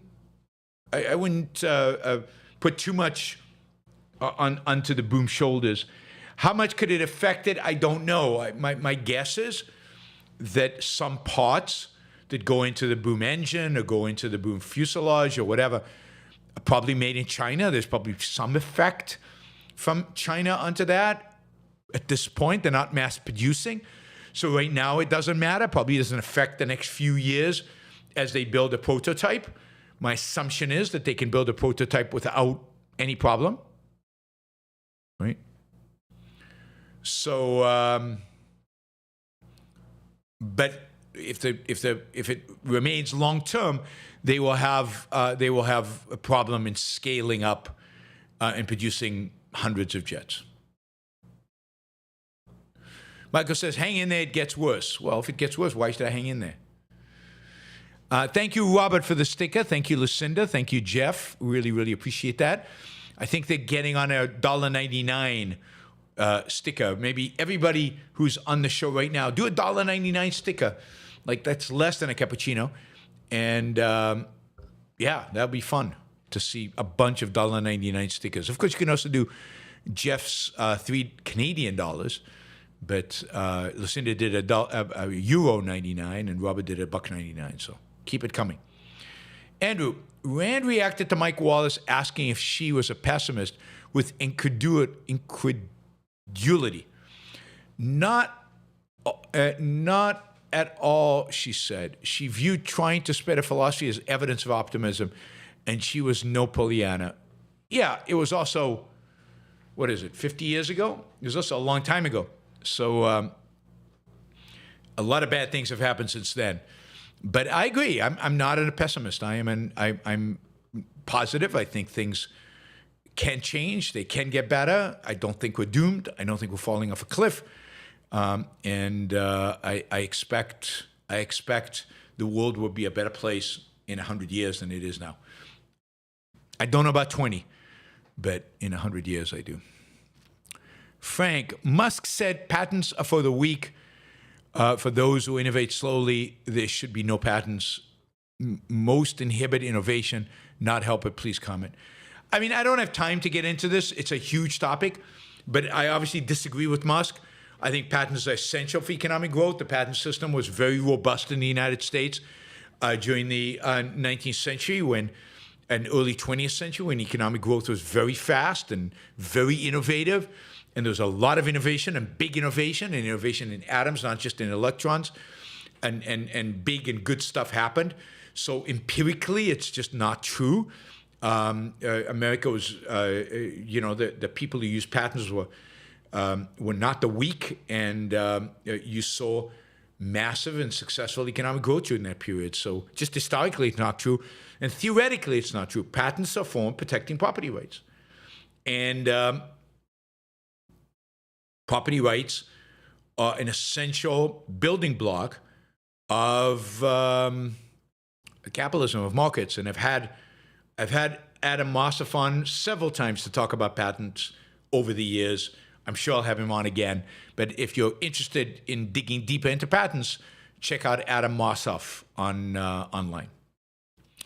RDF, thank you for the sticker. Paul, thank you for the sticker. Stephen Harper, thank you. No one, thank you. So we got a bunch of 199 going. We got a 2. We got a 4 euros. So yeah, $1.99 from everybody. Let's do it. We got 150 people watching. This Bonnie just did another $1.99. This is good. I love it. Just chipping away like that and getting all of you involved. It's a blast, and value for value. You're watching. You're getting something out of the show. Show the value in return.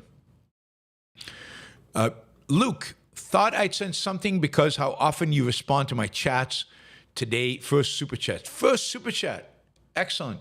Thank you, Luke. Did it tell me it was your first super chat? I didn't notice that. So congratulations. Thank you.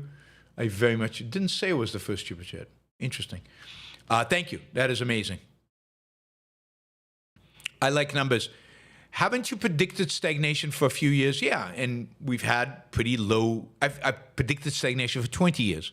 Since the Great Financial Crisis, I said the bailout in the Great Financial Crisis, the result would be slow economic growth. Now, we've had slightly higher economic growth than I would have expected. So it's been 2 to 3%, closer to 2, under Obama, under Trump, under Biden. Now I expect lower, so I wouldn't be surprised if stagnation manifests itself 1% now. Remember that I believe the economy could grow at 5-6%, So 2% growth is stagnation from my perspective. But yeah, I've been predicting stagnation for a long time. Mirko, hey Yaron, thanks, value for value. I appreciate that. I'm still waiting to hear from you about Italy this summer. If we're doing something, if we're meeting up and if we're doing an event in Moderna, and if we're doing something, let me know. Thank you, Mirko. Let's see, I got that. Gail, thank you for the sticker. Alan, thank you for the sticker. All doing $1.99, $2.99, $3. Yeah, this is great. This is great. We're already only 81 short from the stretch goal. This is fantastic. Frank, what's your take on the banner as a tool of free speech? Wouldn't it often be reckless? Also, is dollar weak or strong? If I pay $18 for 15 British pounds. The banner, I mean, there is no such thing as a tool of free speech. There's no such thing as a tool of free speech. The banner has free speech. Its free speech needs to be protected. And it's protected through, the government needs to protect it by not using force against it, by not allowing other people to use force against it. But it's not a tool of free speech. And was it often reckless? Yeah, it was often reckless and wrong, but there's not, you have a right to be reckless up to a point, unless you're endangering people physically. Is the dollar weak or strong? It's still strong, historically, weaker than it was 3 months ago, 6 months ago. I haven't got the chart in front of me, but still relatively strong. There have been periods in history where it's been weaker. It's all relative, right?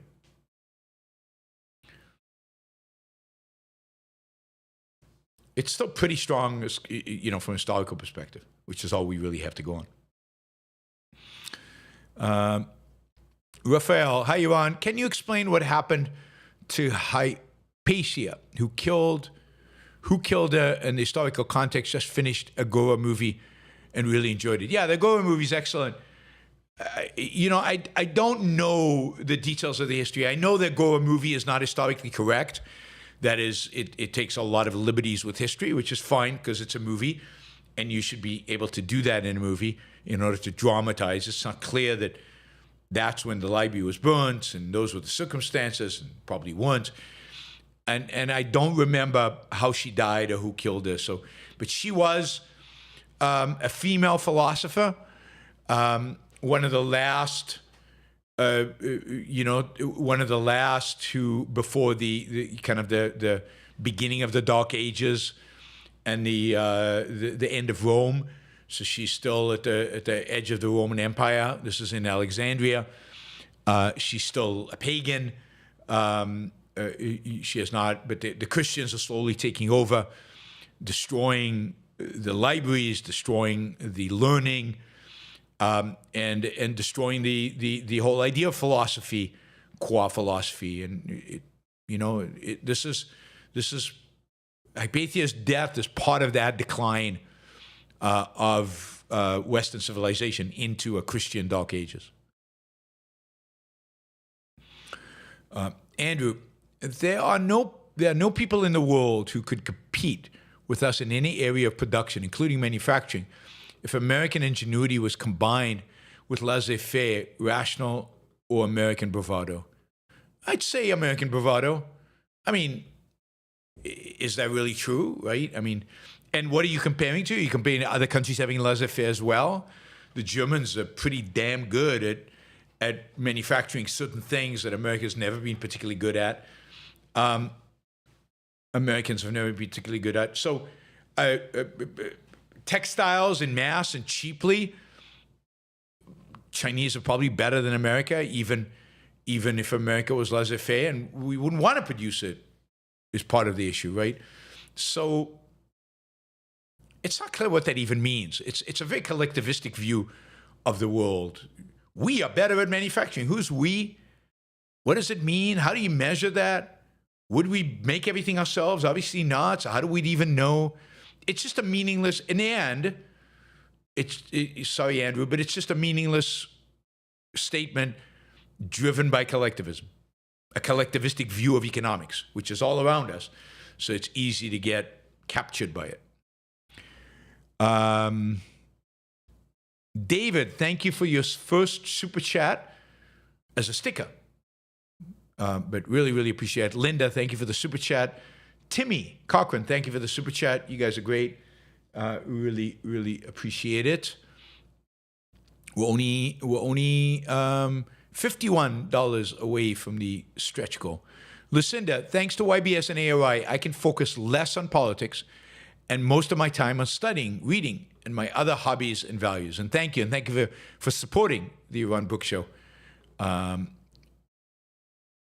really appreciate that. All right, Andrew, do you interpret that when someone tries to sum up what you're saying in a pithy generalization in Super Chat, the essential motive at work is to help him integrate the essence of what you're saying? Yes. Yeah, absolutely. I mean, pithy, short ways. I mean, that's really good. Ways to summarize it, and sometimes I critique it because it's not fully understood. Maybe I didn't express myself well first time. But yeah, I think I do interpret it that way. Richard, thank you. $20. I'm studying AI after 40 years in tech and find it's like working on a move with continuous script rewrites. On a movie with continuous script rewrites. I suggested you project how you will use AI, for example, enriching your knowledge. Yeah, I have an idea how I want to use AI for marketing help primarily. Summarizing, like I'd love to be able to, and I know this is possible, basically feed the AI my show and have it summarize it for me, and then include the summary in the description of the show and in the marketing material, like on Twitter and stuff when I market the show. So that is step one that I would like to do. But there's things like that that I would like to do. And then there's also stuff about just enriching my knowledge. That is a lot easier. And I still am not quite ready to replace book reading with AI. Kabuta, why do we believe financial markets are efficient when institutional investors is mostly run by Keynesians or other variations of pseudo-economics? Well, because I don't think it is run by Keynesian. I think that the investors that matter are the marginal investors, the investors that are willing to buy or sell as price changes. The long-term holders of stocks don't matter for prices. Most institutional investors are just buy-hold investors. Really, the people who make a difference are the hedge funds and the Warren Buffetts of the world. And I can tell you none of those are Keynesian, certainly not the hedge funds. And because they are the ones that are constantly price searching, price seeking, looking at prices and trying to evaluate, sell or buy or sell. They can do both. They can short, they can long. They're the ones who actually determine prices. And to the extent that they're successful over time, they grow, and therefore they have more market power. To the extent that they're failures over time, they shrink, they disappear, and they have less market power. So the market reinforces the good within it. All right, last two questions with $31 away from the target. From the stretch target. Fenn Harper, speaking of science fiction, just finished Hitchhiker's Guide to the Galaxy. I found it hilarious, but I've learned to laugh at cynicism. It's absurd, cynical. Haha, have you read it? I have not. I have not read it. Never appealed to me, the kind of absurd cynicism that it embraces. But I know a lot of people who love it. All right, last question from Rational IP. Thanks for your insights today. They are very inspiring. I'm really enjoying my journey into objectivism. to end on a light note, what's one tech company you admire and why does it stand out to you? I mean, the obvious one is Apple, as I think everybody knows. I admire Apple. Steve Jobs is one of my all-time business heroes. I think he was a real giant. And I like the way he carried himself. I like the way he presented. I like his strategic thinking. I liked his long-term thinking. The guy had vision, and he understood what was important, and he changed the world. And Apple still has some of that DNA in it. It's not quite as innovative and exciting as it was when Jobs was alive, but it's still damn good. And Tim Cook is more of an operator, more an executioner, more a supply chain guy and a manufacturing guy. But you have to admire that as well, and probably more political than diplomatic than Steve Jobs would have been. So I love that company and I respect that company. I'm a little detached. What other tech companies that I admire? I'm not a big social media person. I love Amazon. I love Amazon. Amazon has changed our lives in dramatic fashion, and yet everybody takes it for granted and loves to hate it. And yet they're real heroes at Amazon, and they've made the world a better place for all of us. They've changed the way we think about shopping, the way we think about storage, think cloud computing. Yeah, I mean, Amazon's another great company. Its hardware is a mixed bag, but again, it's just changed the way you do things. I mean, think about how much you get if you buy one of those Amazon Fire Sticks. How simple, easy, small, and cheap that is, and how much value it contains on it. I mean, to be able to stream Netflix and all those things. It's just, it's amazing how much value Amazon provides. Friend Harper, thank you for the sticker. And we're $1 short of our goal. Maybe somebody can do a $1 sticker. Okay, we got 2 additional questions. Hey, Yaron. Destiny has some serious sexual allegations against him, in case you didn't know. Never heard that. Mentioning, so it's not a surprise if it comes up in any capacity. Thanks, Nick. I did not know that, and I have no idea how serious they are. I assume if they're serious, he'll be prosecuted around them. But thanks for giving me the heads up. Michael, what will Trump do if the Supreme Court throws out his tariffs this fall? I think he'll have to retrench and he'll have to come back with something different. I don't think that Trump wants to negate the Supreme Court. He will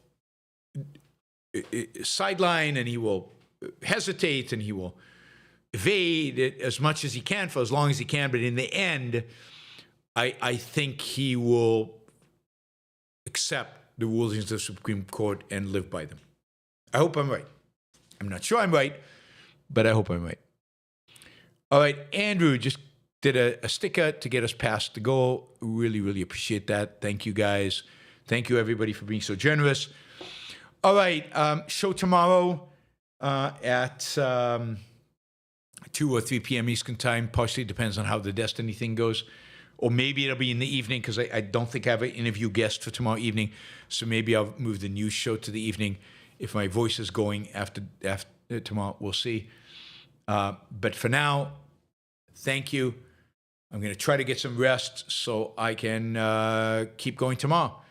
I will thank you, Duffy Sutton, for the sticker. Appreciate it. Thank you all. And see you tomorrow. Thanks to the Super Chatters. Have a great rest of your Sunday. Bye.